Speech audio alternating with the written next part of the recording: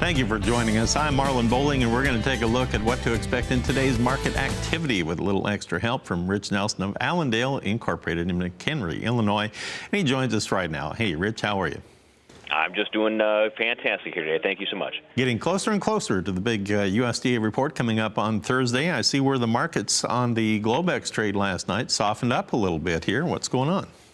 I think for right now, probably a little profit taking ahead of this report. I wouldn't say we have anything brand new as far as major bearish news. Argentina, in general, still looks to be dry here for the most part, 70% below normal precip in the past 30 days.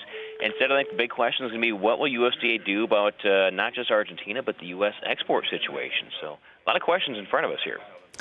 All right, we have some early estimates on what the trade expects to see here in the U.S. ending stocks when that number comes out on Thursday from USDA. And for the U.S. ending stocks, it looks like the average guess is about 2.23 billion bushels, soybeans at 529 million, and the wheat at 1.01 billion bushels. And I see where your Allendale estimates are higher across the board than all those numbers, aren't they? That sure is right. So for our numbers, we're expecting only a very slight decline in corn ending stocks, 2.349. As far as soybeans, we actually are one of the groups calling for a slight increase in soybean stocks, 554 million bushels, and same story on the wheat, a little higher than the rest of the trade. We're at 1.025 billion bushels there. On the world ending stocks, now here the average trade guess for corn is looking to be about 198.9 million metric tons. Soybeans coming in at 95.5 and the wheat at 266.2. And it looks like, again, you're a little higher than the average trade guess there.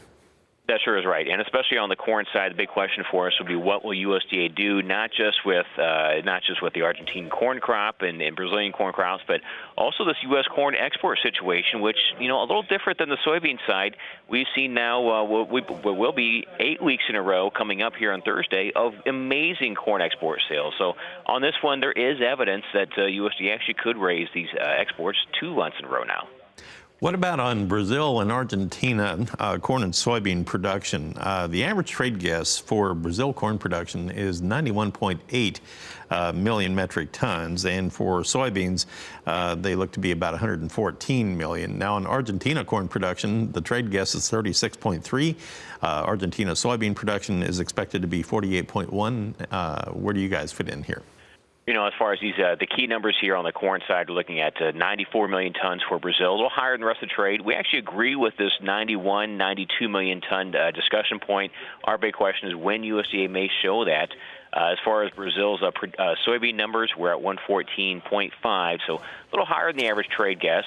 And as far as the Argentine soybean number, we're at 47.5, so just a little bit lower than the average trade guess on this one. Now, overnight, it looks like we did have one sale of soybeans reported by USDA. It reportedly went to China, and it was 120,000 tons. So we can add that to the hopper. Will it have any market impact on the open, do you think? I think it will. We had last week those overnight sales totaled 824 million or 1,000 tons. So very aggressive sales last week on the overnight system. Looks like they might be setting up another time here. So we'll see about this or whether we're getting a valid type of Argentina to U.S. based export trade. So we'll see if this transition continues up here. And for all the bluster that they have talking about the tariff and trade situation, they were buying soybeans anyway. So interesting to note that.